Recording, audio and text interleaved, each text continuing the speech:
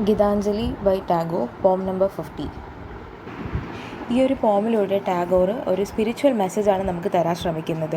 അതായത് ചാരിറ്റിയുടെയും അതുപോലെ ലവിൻ്റെയും സാക്രിഫൈസിൻ്റെയും ഒക്കെ വാല്യൂ ആണ് പറയുന്നത്. ഗോഡ് ഒരു ബെഗറായിട്ട് ഡിസ്ഗൈസ് ആവുന്നുണ്ട്.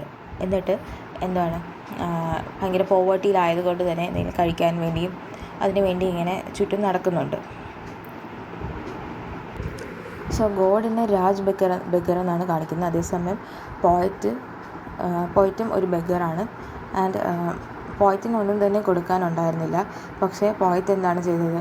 പോയറ്റിൻ്റെ ബാഗിലുണ്ടായിരുന്ന ഒരു സിംഗിൾ ഗ്രെയിൻ ഓഫ് കോണിനെ ഈ ഒരു കിങ് ഓഫ് കിങ്സിന് വേണ്ടി കൊടുക്കുകയാണ് ചെയ്യുന്നത്. അതായത് ഗോഡിന് വേണ്ടി കൊടുത്തു. ആൻഡ് ഈ ഒരു ഗോഡിന് ഇത് കൊടുക്കുന്നതിലൂടെ തിരിച്ച് വീട്ടിലേക്ക് വന്ന പോയറ്റ് കാണുന്നത് ഒരു പീസ് ഓഫ് ഗോൾഡ് അദ്ദേഹത്തിൻ്റെ ബാഗിലിരിക്കുന്നതായിട്ടാണ്. സോ ഈ ഒരു പോമിൽ കാണിക്കുന്ന ബെഗർ എന്ന് പറയുന്നത് മറ്റാരുമല്ല, പോയറ്റ് തന്നെയാണ്. പോയറ്റ് മാത്രമല്ല, ആരെ വേണമെങ്കിലും ആ ഒരു പ്ലേസിൽ നമുക്ക് കാണാൻ പറ്റും. ഒരു ദിവസം ഇയാളിങ്ങനെ ഡോർ ടു ഡോറായിട്ട് ഇങ്ങനെ ബെഗ് ചെയ്തുകൊണ്ടിരിക്കുകയായിരുന്നു. ആൻഡ് ഹ്യൂമാനിറ്റി എന്ന് പറയുന്നത് ഒരു വേസ്റ്റ് ലാൻഡിലാണ്. മോഡേണിറ്റിയുടെ ഒരു പ്ലേസിൽ അവിടെ ഹോപ്പില്ല, ലവില്ല, സിമ്പതി ഒന്നും തന്നെ ഇല്ല എന്നാണ് പറയുന്നത്. ആ ഒരു ടൈമിന് എന്തോ ഒരു അൺയൂഷ്വൽ ആയിട്ടുള്ളൊരു കാര്യം കാണിക്കുന്നു, ഒരു സംഭവിച്ചു. അവിടെ ഒരു ഗോൾഡൻ ലൈറ്റ് വന്നു. ഒരു ഗോൾഡൻ ചാരിയോട്ടാണ് അവിടെ കാണാൻ പറ്റിയത്. ആ ഒരു ചാരിയോട്ട് എന്ന് പറയുന്നത് ഒരു പോയറ്റിനെ ഒരു ഗോർജിയസ് ഡ്രീമിലോട്ടാണ് കൊണ്ടുപോയത്. ഒരു ഗ്രേറ്റ് ഡ്രീം ഓഫ് പോംപ് അല്ലെങ്കിൽ സ്പ്ലെൻഡർ എന്നൊക്കെയാണ് പറയുന്നത്. അങ്ങനെ പോയറ്റ് ഭയങ്കര വണ്ടറിൽ നിന്നിട്ട് നോക്കുന്നുണ്ട്, ആരാണ് ഈ ഒരു രാജാവ്, അല്ലെങ്കിൽ രാജാക്കന്മാരിൽ രാജാവായിട്ടുള്ള ആൾ ആരാണ്? ഈ ഒരു രാജാക്കന്മാരിൽ രാജാവ് അല്ലെങ്കിൽ കിങ് ഓഫ് ദ കിങ്സ് എന്ന് റെഫർ ചെയ്തിരിക്കുന്നത് ഗോഡിനെ തന്നെയാണ്. God who is the supreme ruler of the യൂണിവേഴ്സിൻ്റെ തന്നെ സുപ്രീം റൂളറാണ് ഗോഡ്.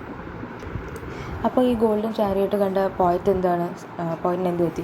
പോയറ്റ് ഭയങ്കരമായിട്ട് ഹോപ്പ് ചെയ്ത് എന്താണ് ഈ ഒരു കിങ് ഓഫ് ഓൾ കിങ്സ് വന്നിട്ട് ഒരുപാട് വെൽത്ത് കൊടുക്കും, ആൻഡ് അതുകൊണ്ട് തന്നെ ഇയാളുടെ ആ മിസറി മാറും, പോവേർട്ടി മാറും എന്നൊക്കെയാണ് വിചാരിച്ചത്. പക്ഷേ ഈ വന്ന ആൾ വന്നിട്ട് ഈ പോയറ്റിനോട് ബെഗ് ചെയ്യാണ് ചെയ്യുന്നത്. സോ ഈ ഒരു ഗോഡ് നോക്കുന്നത് ഇവിടെ ലവും കമ്പാഷനും ഫെയ്ത്തും ഒക്കെ തന്നെ ഹ്യൂമൻ ബീങ്സിനിടയിലുണ്ടോ എന്ന് ടെസ്റ്റ് ചെയ്യാനാണ് ഗോഡ് ശ്രമിക്കുന്നത്. ആൻഡ് ഈ ഒരു വേൾഡ് എന്ന് പറയുന്നത് മെറ്റീരിയലിസത്തിൽ സ്റ്റക്കായി നിൽക്കുകയാണ്. ആൻഡ് സ്പിരിച്വാലിസം എന്ന് പറയുന്നത് കംപ്ലീറ്റ് ആയിട്ട് മിസ്സിങ് ആണെന്നാണ് പറയുന്നത്. ഈ പോയറ്റ് ബെഗർ ഭയങ്കര കൺഫ്യൂസ്ഡായി ആൻഡ് ഓൾസോ അൺഡിസൈഡഡ് ആയിട്ട് ഇങ്ങനെ നിൽക്കുകയാണ്. ആൻഡ് ആ സമയത്ത് അയാൾ ഭയങ്കര കൺഫ്യൂസ് സ്റ്റേറ്റ് ഓഫ് മൈൻഡിൽ നിൽക്കുകയാണ്. അയാളുടെ വാലറ്റ് തുറന്നിട്ട് അതിൻ്റെ അകത്തുണ്ടായിരുന്ന ഒരു ഗ്രെയിൻ ഓഫ് കോൺ ഗോഡിന് കൊടുക്കുന്നുണ്ട്.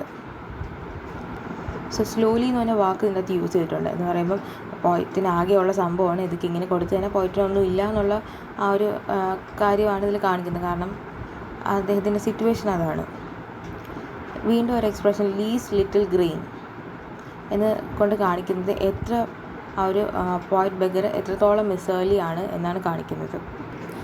ആ ദിവസം രാത്രി പോയറ്റ് വീട്ടിലോട്ട് വന്ന ടൈമിന് എന്താണ് കളക്ട് ചെയ്തത് എന്ന് നോക്കാൻ വേണ്ടി ബാഗിൽ നോക്കിയിട്ടുണ്ടായിരുന്നു.